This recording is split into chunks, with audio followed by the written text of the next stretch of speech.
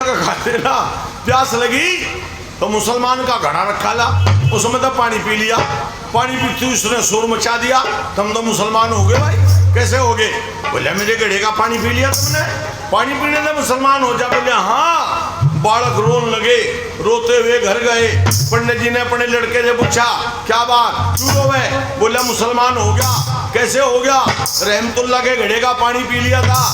बोला पानी तो मुसलमान हो गया। हाँ, फिर रोवे क्यों है? चल हरिद्वार ले गया, गंगा में नहाया, 10 दिन तक रखा, 10,000 रुपए खर्च करे, शुद्ध कर ले आया। गंगा बहुत बढ़िया चीज है, गंगा में नहाओ, गंगा दे इनाम धरो, बेड़ा पार, है ना। ऐसा ही हुआ था मारकाट में। हरियाणा वालों ने जब मारकाट सीख लिया, इधर बीरबानी बची पे गंगा पे ले गए और गंगा में नुआवे, जमुना में नुआवे और गंगा दे जमुना दे इनाम धरे, चल होगी जाती, है ना।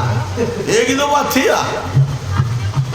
तो खैर सुनो बालको, क्या बता रहा था?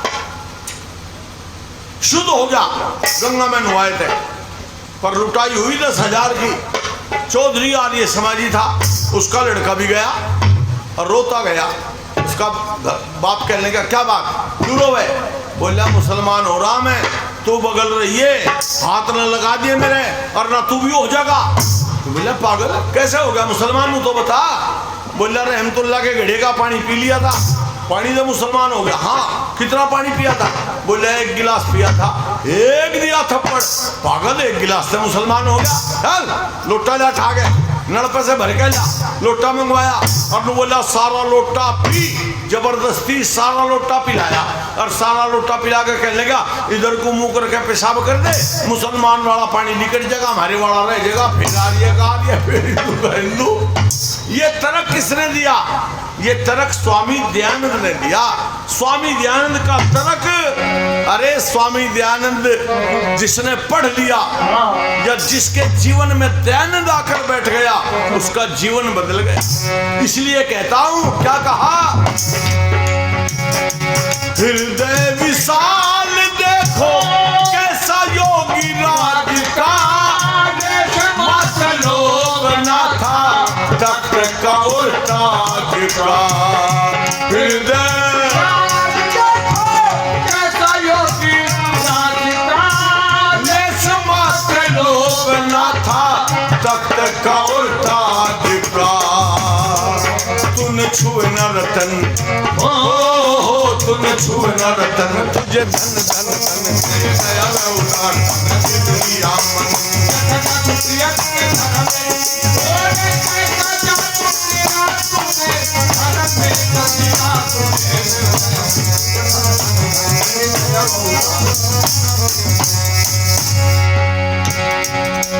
योगेंद्र जी बीच में के गोता सा मारे,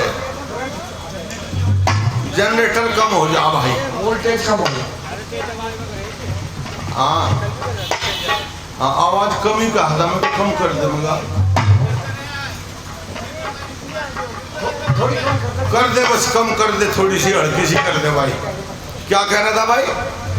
मनु कह रहा था स्वामी दयानंद जिस घर में बैठ गए ना, उस घर की सिरहांद लिकड़गी, बदबू लिकड़गी उस घर की। स्वामी दयानंद ने सबसे पहले शिक्षा का प्रचार प्रसार किया। सबसे ज्यादा विद्यालय गुरुकुल आर्य समाज के हैं, सबसे ज्यादा। सरकार के बाद आर्य समाज का ही नंबर है, और पहले तो आर्य समाज के ही थे। और आर्य समाज ने कैसे विद्वान बनाए? महाशय मेला राम जी लाहौर में प्रचार करते थे। महाशय मेला राम बाद में करनाल आकर लगे थे वे। महाशय मेला राम जी कलेक्टर ने बुलवाए। लाहौर का जो कलेक्टर था वो मुसलमान था, उसने बुलवाया।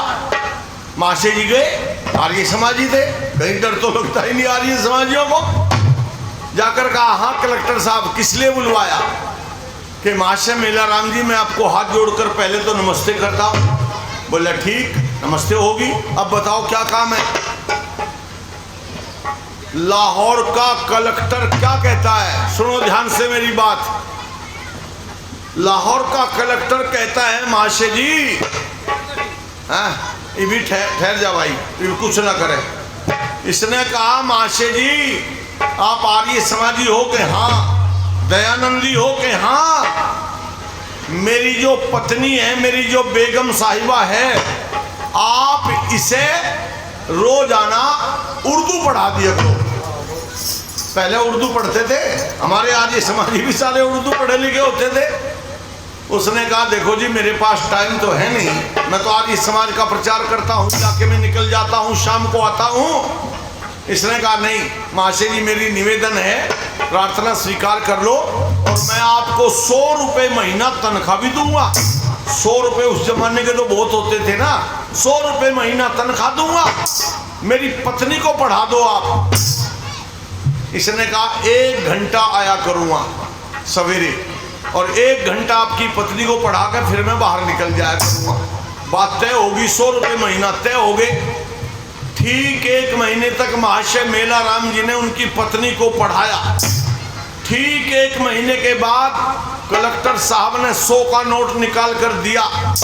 100 का नोट दे दिया, ये आपकी तनख्वाह 1 महीने की और ये 100 रुपये और अलग से ये मेरी तरफ से आपको इनाम है। तो महाशय मेला राम जी ने कहा वो तो 100 रुपये ही बहुत है, ये इनाम किस बात का दे रहे हो? तो कलेक्टर ने जो बात कही वो सुनने लायक है। कलेक्टर साहब कहता है कि मैं मुसलमानों से भी अपनी पत्नी को उर्दू पढ़वा सकता था, लेकिन उनके चरित्र पर मुझे भरोसा नहीं है, मुझे आर्य समाज के लोगों पर भरोसा है, उनके चरित्र पर भरोसा है। और महाशय जी मुझे 1 महीना हो गया देखते हुए, आप पढ़ाने के लिए आते हैं और हमेशा नीची गर्दन करके ही पढ़ाते हैं। मेरी पत्नी के चेहरे की तरफ को आपने 1 महीने में 1 बार भी नहीं देखा। ये जो आपका चरित्र है ये 100 रुपये आपके चरित्र के हैं। ये किसका करिश्मा था? ये गुरुवर दयानंद का करिश्मा था। दयानंद का चरित्र इतना ऊंचा था बहनों और भाइयों, इसलिए भजन की आखिरी कली बता देता हूं। क्या कहा आखिरी कली में? किसी ने पिलाए तुझे किस भरे प्याले, किसी ने बेमोल फेंके विषधर काले, किसी ने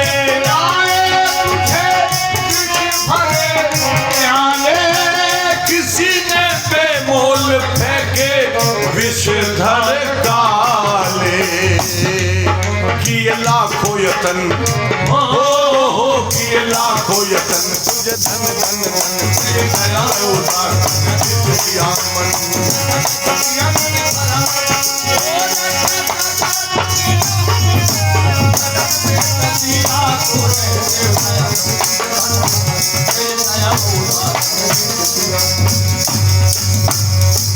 गुरुवर दयानंद का जीवन एक बार आप अवश्य पढ़िए, सत्यार्थ प्रकाश को एक बार अवश्य पढ़िए। जो आदमी इन ग्रंथों को पढ़ लेता है उनका जीवन बदल जाता है। बोलिए महर्षि दयानंद की जय हो। धन्यवाद है महाशय जी का बहुत बहुत धन्यवाद। बिल्कुल सही समय पर आपने अपना कार्यक्रम संपन्न किया। अब क्योंकि ये